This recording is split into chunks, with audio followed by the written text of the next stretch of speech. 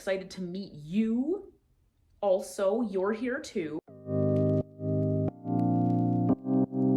Hi, welcome back to Ink and Fig. My name is Alex. Welcome to my Meet the Booktuber Tag video. This is my second time filming this video because I just did it once and my camera was pointed at my couch the whole time, which, because I'm filming on a phone, I didn't realize.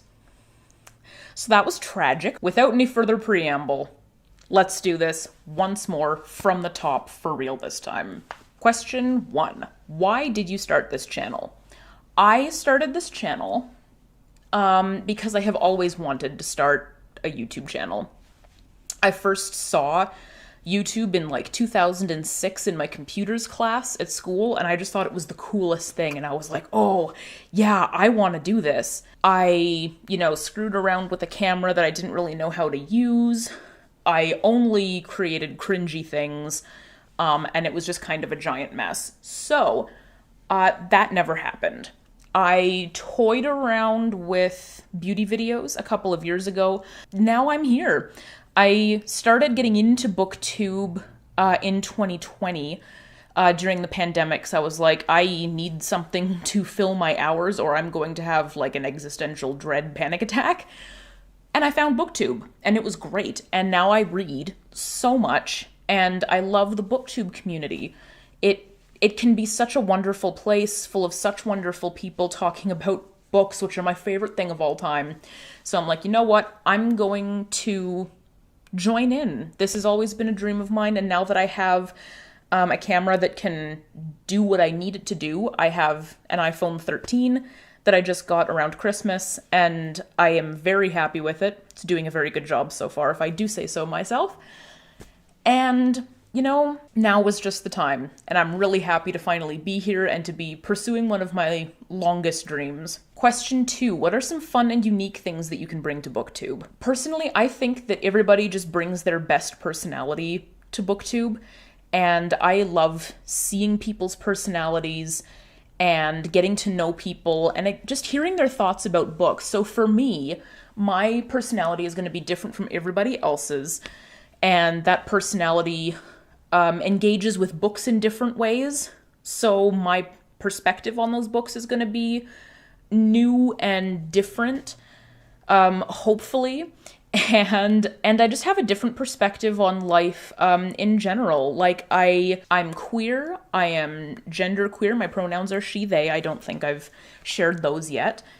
I am disabled, yeah, so I have a different perspective on things that I think might be valuable depending on what I'm reading and what we're talking about. So, yeah, I'm just excited to bring my personality into the ring. Question 3, what am I most excited about this new channel? I am most excited about getting to flex my creative muscle and hopefully to get some more reading done.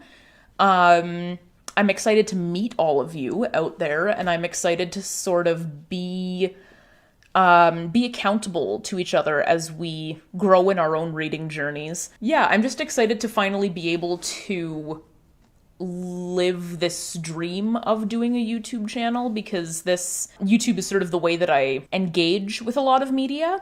So getting to be a voice on here, I think, is going to help me sort of build my own confidence, get a better sense of my own thoughts, my own voice, and it's new and exciting and fun. Like, adventures are fun, and this is a new adventure, so I don't know what there is to not be excited about, honestly. Okay, question 4, why do you love reading? I struggle to understand why people don't love reading, honestly. I love having pages between my fingers. I love carrying books around with me places. I love being able to go somewhere else. I love learning about the world around me and learning about people who are different from me and getting just a better worldview, sort of top to bottom. No matter what you're reading, your worldview is expanding. And I think that's really beautiful in a non-ironic way. Question 5, what book or series got you into reading? The unfortunate answer to this question is that I don't remember the name of the book. It was in second grade that I would have read this, and it was about a girl who lived like on a farm or something, and this little traveling library cart would come around to all of the homesteads, I guess, and she would get to choose a book every time. And then she would read the book, and when the cart came back around, she would get to choose another book. And it just, like, the magic of that concept really captured me and just made me crave books, like, in my hands, in my life, in my brain. Like, it was sort of the beginning of the end. And if I figure out the name of that book, I will put it somewhere on the screen for you to go enjoy also. And if I cannot find it, please help me. I would love to know what it was. Question 6. What questions would you ask your favorite booktubers? I fundamentally don't like asking other people questions because I feel like I'm bothering them, but I would probably ask what their favorite thing is about being an established booktuber. I would ask them how they are able to keep coming up with creative and new and fun video ideas, because from the outset I'm kind of struggling with that a little bit. Question 7 I'm going to read because there's a lot of words and I'm going to forget them. What challenges do you think starting a booktube channel will be the hardest to overcome? If you had asked me this a couple of weeks ago, I would have said editing. But editing has actually turned out to be not nearly as scary as I thought it was going to be. I think the hardest thing for me now is going to be trying not to obsess over the numbers. I have done other social media things. I had like 2,000 followers on a different social media platform, and it got extremely stressful very quickly because I suddenly realized that my stuff wasn't getting as many likes or views or shares as some of my contemporaries on that site. And even though I had the most followers out of the people that I was sort of doing all of this with, I wasn't feeling quite as much love as they were. And that got really stressful to me after a while. So what I'm trying to do now is just let the numbers go, just like check in once or twice a week to make sure that people are watching, and then just leave it at that, let the numbers do what they will, and just fulfill my own creative needs here, because really this channel is about me getting back in touch with my creativity and getting back in touch with reading, and it doesn't matter what the numbers say. Question 8, when did you start reading? I'm gonna tell you my mom's favorite story about me. When I was a child, we used to read every single night before bed Jilly and Jig's Wonderful Pigs. My mom used voices and I would memorize that. So she gave me the book in the back of the car one day just so that I could keep myself busy.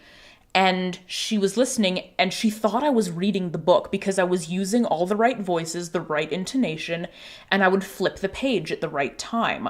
She later figured out that I had just memorized what she had done, but I have wanted to read books for just that long. So this isn't new to me. I have been trying for ages, and I am succeeding now finally at almost 30. But yeah, shout out to my mom, who definitely watches these videos and who probably loves that story and loves that I finally told it myself. Question 9, where do you read? I read on the train. I read at my desk at work. I read on the couch. I read in bed. I read in my library. Yes, I have a library. I bought a house last year and we have a library, and the library tour is incoming. Don't worry. I read on the floor. I read in the park. I read on the lawn. I read at the dining table sometimes. I read in the basement with my partner. I will read anywhere. Truly, as long as I'm a comfortable temperature, I can sit and read. Happily. All right, we have reached our last question already. What kinds of books do you like to read? I like to read books that have sort of a darker twist to them. I like to read books that are by people who do not look like me or who are from sort of different backgrounds than me, like people from different races, people with different queer identities than me. I think that that's how you expand your worldview, and I'm super into that myself. In theory, I like to read mysteries, but I'm usually disappointed by mysteries because they usually try to pull a fast one on you. I like to read contemporary, apparently. My contemporary section in my library is the biggest out of all of them by a long shot. So I didn't really realize that I liked that much contemporary stuff, but you know, we learn about ourselves, and that's a good thing. Yeah, we're gonna do like a 10B. What books do you not like reading? I don't like reading romance, so I'm trying to read a little bit more romance. And I don't like YA. Unpopular opinion. I kind of hate it. However, I am also trying to read more YA, and I think I may have finally found something that sticks. I'm desperately into Leigh Bardugo's work. I read Six of Crows last year and like lost my mind.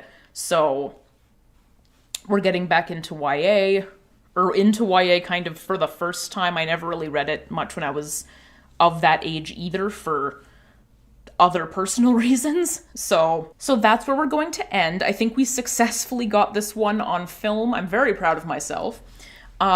Please go into the comments, introduce yourself to me, let me know what kinds of books you like to read, why you got into reading, what you love about it. And I would love to meet you. I would love to talk to you down there. I just want to build a little community over here, and I would love for you to be a part of it. In the meantime, you can follow me on all social media at Ink and Fig. And if you haven't yet, please hit the subscribe button. We're getting more and more videos up here every week. And we never know what's going to happen. It's kind of it's a big learning curve, and we're doing all kinds of fun and wonderful things right now. So definitely come along for the ride. I think that is it for today. Thank you so much for watching, and I will see you in the next one. Bye!